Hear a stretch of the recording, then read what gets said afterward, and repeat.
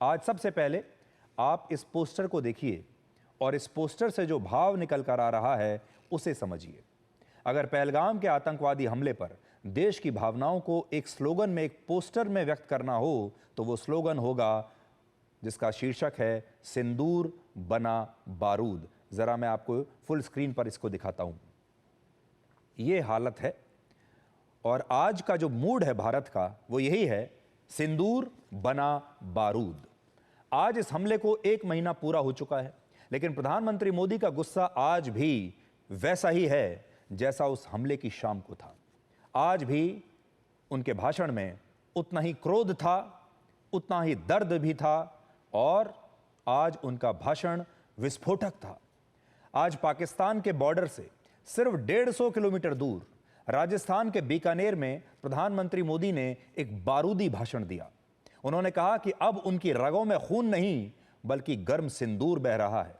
22 अप्रैल का बदला भारत ने आतंकवादियों से 22 मिनट में ले लिया।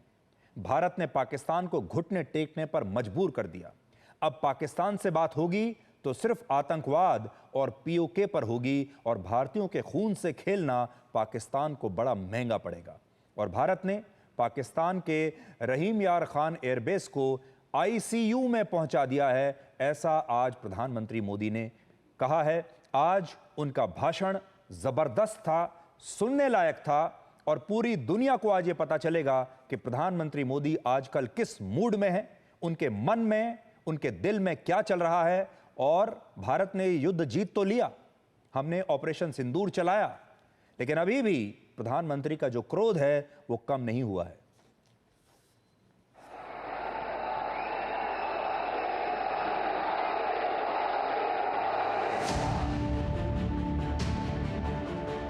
जो सिंदूर मिटाने निकले थे उन्हें मिट्टी में मिलाया है।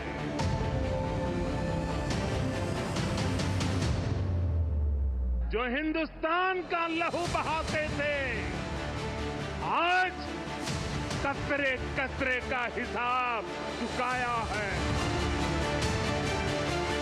जो सोचते थे भारत चुप रहेगा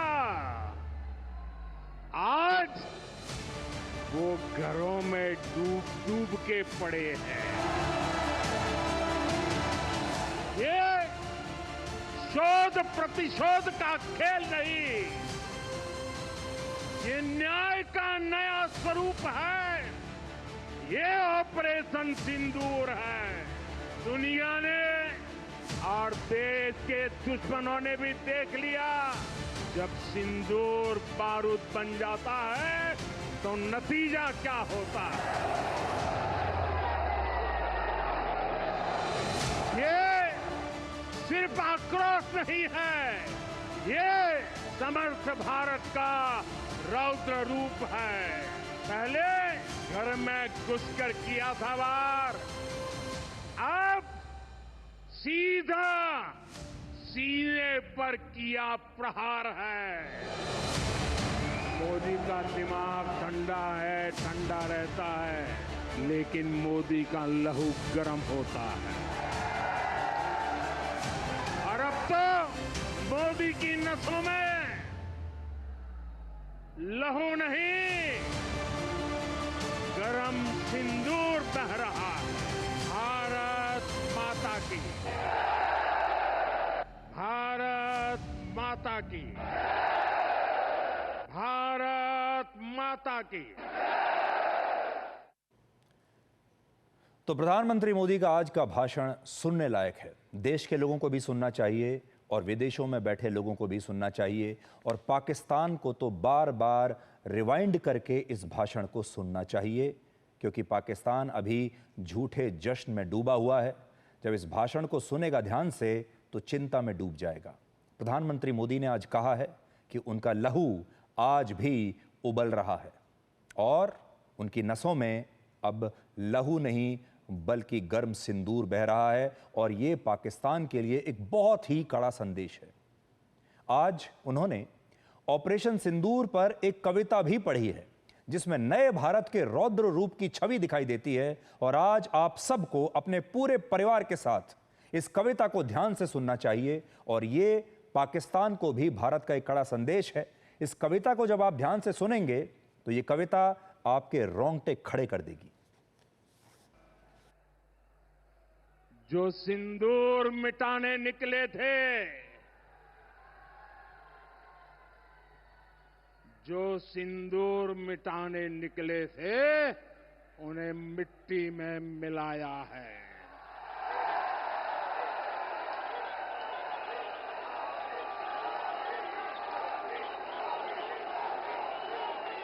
जो हिंदुस्तान का लहू बहाते थे, जो हिंदुस्तान का लहू बहाते थे, आज कतरे कतरे का हिसाब चुकाया है।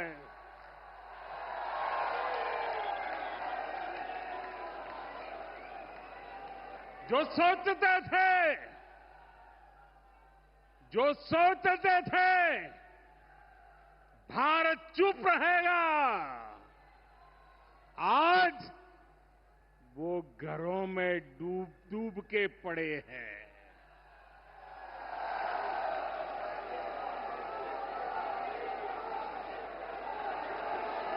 जो अपने हथियारों पर घमंड करते थे, जो अपने हथियारों पर घमंड करते थे, आज वो मलबे के ढेर में दबे हुए हैं।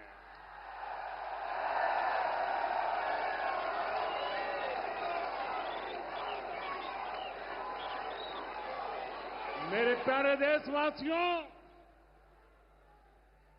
ये शोध प्रतिशोध का खेल नहीं,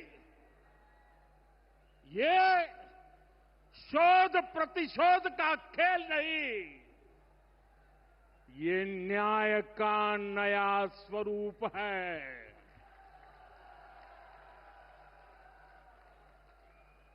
ये न्याय का नया स्वरूप है। ये ऑपरेशन सिंदूर है।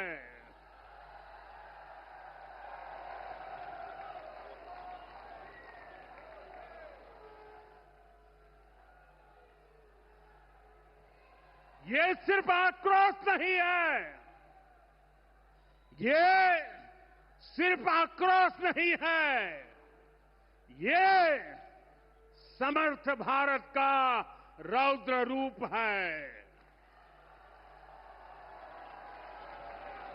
ये भारत का नया स्वरूप है।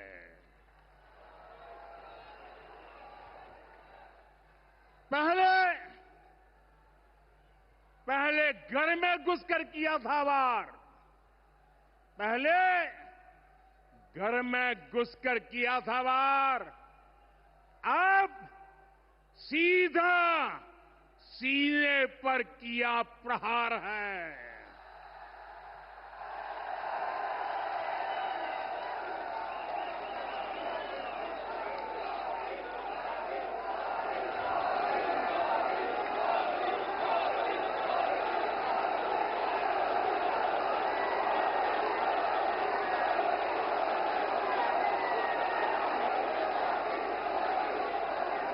आतंक का फन कुचलने की, आतंक का फन कुचलने की यही नीति है, यही रीति है, यही भारत है, नया भारत है।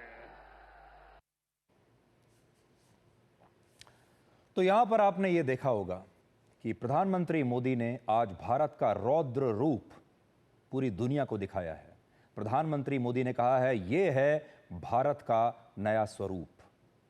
आप में से बहुत सारे लोग आज भी ये चर्चा करते हैं कि क्या ये युद्ध समाप्त हो चुका है या ये युद्ध दोबारा भी शुरू हो सकता है।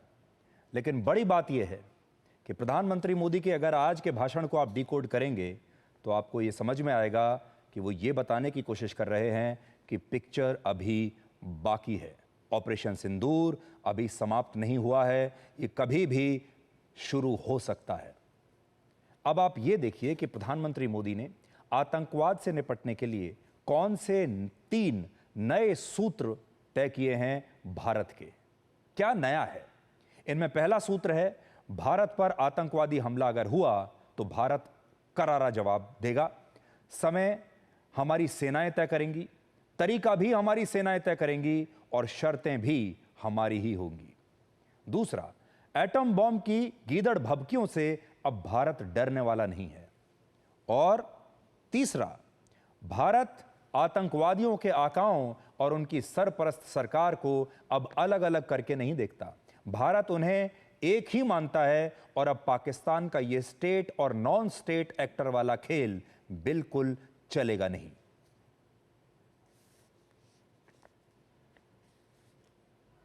ऑपरेशन सिंदूर ने आतंकवाद से निपटने के 3 सूत्र तय कर दिए हैं।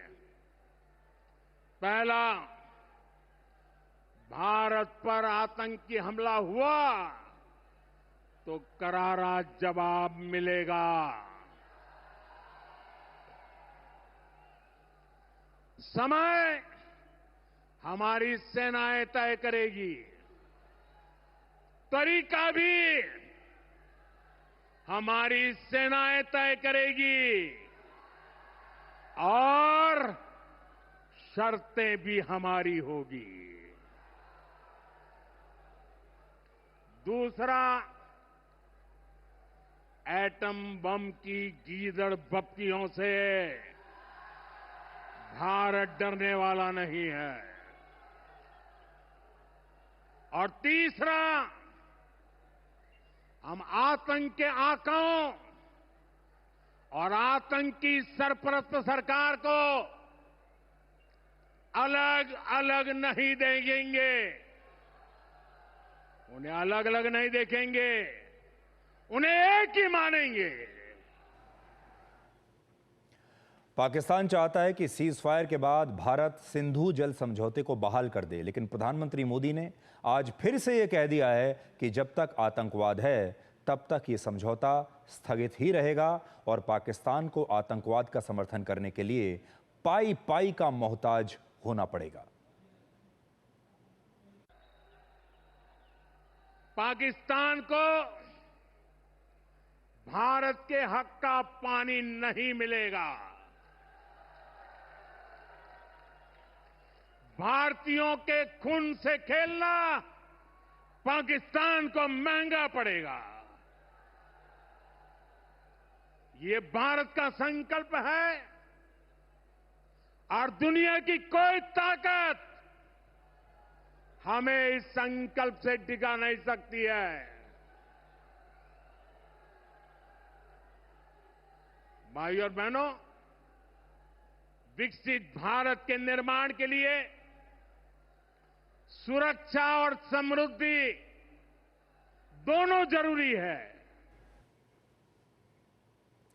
सिंधु जल समझौते के तहत पाकिस्तान को भारत की 3 नदियों का पानी मिलता है, यह सब आपको पता होना चाहिए, जिनमें एक नदी है झेलम, दूसरी है चेनाब और तीसरी नदी है सिंधु। इन तीनों नदियों के पानी पर पाकिस्तान में 80% खेती की सिंचाई निर्भर करती है और अगर यह पानी पाकिस्तान को नहीं मिला तो वहां गेहूं और धान जैसी फसलों का संकट पैदा हो जाएगा और पाकिस्तान के पास इतना आटा भी नहीं बचेगा कि वो अपने देश के आधे लोगों का भी पेट भर पाए। और अगर ऐसा हुआ तो पाकिस्तान के पूर्व राष्ट्रपति जुल्फिकार अली भुट्टो की एक बात सच हो जाएगी। उन्होंने एक बार कहा था कि पाकिस्तान घास या पत्ते खा लेगा लेकिन वो अपना परमाणु बम किसी भी कीमत पर बनाकर ही रहेगा। तो अब ऐसा लगता है कि पाकिस्तान के हालात वैसे बन जाएंगे कि पाकिस्तान के लोगों को घास और पत्ते ही खाने पड़ेंगे। ऐसा दिन बहुत जल्द आ सकता है। भारत के पानी रोकने के बाद पाकिस्तान के पास यही विकल्प बचेगा कि वो गेहूं, चावल और दालों का दूसरे देशों से आयात करे। लेकिन यहां भी एक समस्या यह है कि आयात तो कर ले दूसरे देशों से, खरीद तो ले दूसरे देशों से, लेकिन पैसा कहां है? उसके पास इतना पैसा भी नहीं है कि वो अपने 24 करोड़ लोगों का राशन दूसरे देशों से खरीद पाए। बड़ी बात यह है कि ऐसे हालात में आईएमएफ की लोन वाली वैक्सीन भी पाकिस्तान के काम नहीं आएगी, क्योंकि सिंधु जल समझौते के तहत पाकिस्तान को जो पानी मिलता है उस पर उसकी 1/4 अर्थव्यवस्था निर्भर करती है, जो बिना पानी के डूब जाएगी। आज प्रधानमंत्री मोदी बीकानेर के नाल एयरबेस पर भी गए और उन्होंने बताया कि यहां से पाकिस्तान का रहीम यार खान एयरबेस ज्यादा दूर नहीं है और भारतीय सेनाओं ने इस एयरबेस को कैसे आईसीयू में पहुंचा दिया है। साथियों, जब मैं दिल्ली से यहां आया तो बीकानेर के नाल एयरपोर्ट पर उतरा। पाकिस्तान ने इस एयरबेस को भी निशाना बनाने की कोशिश की थी, लेकिन वो इस एयरबेस को रत्ती भर भी नुकसान नहीं पहुंचा पाया। और वहीं यहां से कुछ ही दूर सीमा पार पाकिस्तान का रहीम यार खान एयरबेस है। पता नहीं आगे कब खुलेगा। आईसीयू में पड़ा है। भारत की सेना के अचूक प्रहार ने इस एयरबेस को तहस नहस कर दिया है। प्रधानमंत्री मोदी ने यह भी कहा है, और यह बहुत बड़ी बात उन्होंने कही है, कि पाकिस्तान से जब बात होगी तो सिर्फ पीओके और आतंकवाद पर ही होगी। पाकिस्तान के साथ न ट्रेड होगा न टॉक। अगर बात होगी तो सिर्फ पाकिस्तान के कब्जे वाले कश्मीर की, पीओके की। और अगर पाकिस्तान ने आतंकियों को एक्सपोर्ट करना जारी रखा तो उसको पाई पाई के लिए मोहताज होना होगा। अब आपकी स्क्रीन पर ये जो लाइन लिखी है, इसी में कश्मीर का पूरा विवाद और हल छिपा हुआ है। और देखिए, यह है हम क्या चाहते पीओके, यानी पाकिस्तान ऑक्यूपाइड कश्मीर। यह नारा आपने सुना तो बहुत होगा, हम क्या चाहते। लेकिन आज भारत यह बता रहा है कि हम क्या चाहते हैं। हम क्या चाहते पीओके। पहले जब भी कश्मीर मुद्दे को लेकर बात होती थी तो उसमें पीओके का जिक्र हल्का फुल्का आता था, बचकर निकल जाते थे हम। और हमारी सरकारें पूरे आत्मविश्वास और हक के साथ पाकिस्तान से पीओके मांगती नहीं थी। वो सोचती थी कि अगर पीओके का नाम ले दिया तो बात बिगड़ जाएगी, बातचीत टूट जाएगी, पाकिस्तान बुरा मान जाएगा। वो पाकिस्तान से ये नहीं पूछती थी कि पीओके किस दिन लौटाओगे। लेकिन अब भारत के प्रधानमंत्री मोदी ने पहली बार साफ शब्दों में स्पष्ट रूप से यह कहा है कि अब पाकिस्तान से जब भी बात होगी तो सिर्फ पीओके पर होगी। इस इशारे को आप समझिए। आज जब हमारा देश ये कहता है कि हम पाकिस्तान से पीओके वापस लेंगे तो बहुत सारे लोग इस बात की गंभीरता को समझते नहीं हैं और हमारे कश्मीर के इस भूखंड पर पाकिस्तान का अवैध कब्जा होने से शायद उतने विचलित भी नहीं होते। जबकि भारत वो देश है जहां देश की भूमि को मातृभूमि, मां का दर्जा दिया गया है और पीओके उस हिसाब से हमारी मातृभूमि है। सोचिए, हमारी मातृभूमि पर वर्ष 1948 से ही पाकिस्तान का अवैध कब्जा है और यह बात बहुत सारे लोगों को विचलित नहीं कर रही। वर्ष 1947 में जब भारत का बंटवारा हुआ तब कश्मीर के राजा हरि सिंह ने यह तय किया था कि वो एक स्वतंत्र राष्ट्र रहेंगे और कश्मीर का विलय भारत और पाकिस्तान दोनों में ही नहीं करेंगे, वो अलग रहेंगे। लेकिन इसके बाद पाकिस्तान ने कश्मीर पर कब्जा करने के लिए पश्तून कबायली लड़ाकों को वहां पर भेज दिया, क्योंकि पाकिस्तान ने सोचा कि अगर ये हमारे अंदर विलय नहीं करेंगे तो हम इन पर कब्जा कर लेंगे। और उन्होंने खास तौर पर सेना को नहीं भेजा बल्कि कबायली लड़ाकों को भेजा, जिससे दुनिया को यह लगे कि यह विद्रोह कश्मीर के आम लोगों ने किया है और इसमें पाकिस्तान का कुछ लेना देना नहीं। लेकिन सच यह था कि पाकिस्तान ने अपने सैनिकों को कबायली लड़ाकों के भेष में ही कश्मीर पर हमला करने के लिए भेजा था। और जब तक कश्मीर का भारत में विलय हुआ और भारत ने अपनी सेनाओं से कबायली लड़ाकों को पीछे धकेला, तब तक पीओके की जमीन पर पाकिस्तान अपना अवैध कब्जा कर चुका था। यह काम हो चुका था। मतलब जब तक हमारी सेना वहां पहुंची तब तक पाकिस्तान कश्मीर के एक बड़े हिस्से पर कब्जा कर चुका था। हालांकि हमारी सेना उस समय स्थिति में थी कि वो बड़ी आसानी से पीओके को पाकिस्तान के कब्जे से आजाद करा सकती थी, उनकी सेना को पीछे धकेल सकती थी। हम बहुत अच्छी स्थिति में थे। लेकिन भारत के तत्कालीन प्रधानमंत्री पंडित जवाहरलाल नेहरू इस बीच इस मुद्दे को संयुक्त राष्ट्र में ले गए, जिससे भारत इन पाकिस्तान के सैनिकों को पीछे नहीं धकेल पाया। और जहां पाकिस्तान की सेनाएं खड़ी थी, वहां 1949 के कराची एग्रीमेंट के तहत एक सीज फायर लाइन बन गई और यह तय हुआ कि जिसके पास जितनी जमीन है, अब से बस वही सीज फायर लाइन रह गई। जो आपके पास है आप रखिए, जिस पर आपका कब्जा है आप रखिए। तब से लेकर आज तक पीओके पर पाकिस्तान का ही कब्जा है। और वर्ष 1971 के युद्ध में जब भारत जीता और भारत ने पाकिस्तान के 93,000 सैनिकों को बंदी बना लिया था, तब शिमला समझौते के तहत तत्कालीन प्रधानमंत्री इंदिरा गांधी से भी ये एक त्रुटि हुई और उन्होंने पाकिस्तान से पीओके को मांगने की बजाय उसके साथ सीज फायर लाइन को ही LOC यानी लाइन ऑफ कंट्रोल मानने का फैसला कर लिया। पीओके का क्षेत्रफल 72,935 वर्ग किलोमीटर है। सोचिए, 72,000 वर्ग किलोमीटर, कितनी बड़ी जमीन है। और इसमें भी 5,180 वर्ग किलोमीटर का जो वैली है, उसका वो इलाका पाकिस्तान चीन को गिफ्ट कर चुका है और अब यह इलाका चीन के कब्जे में है।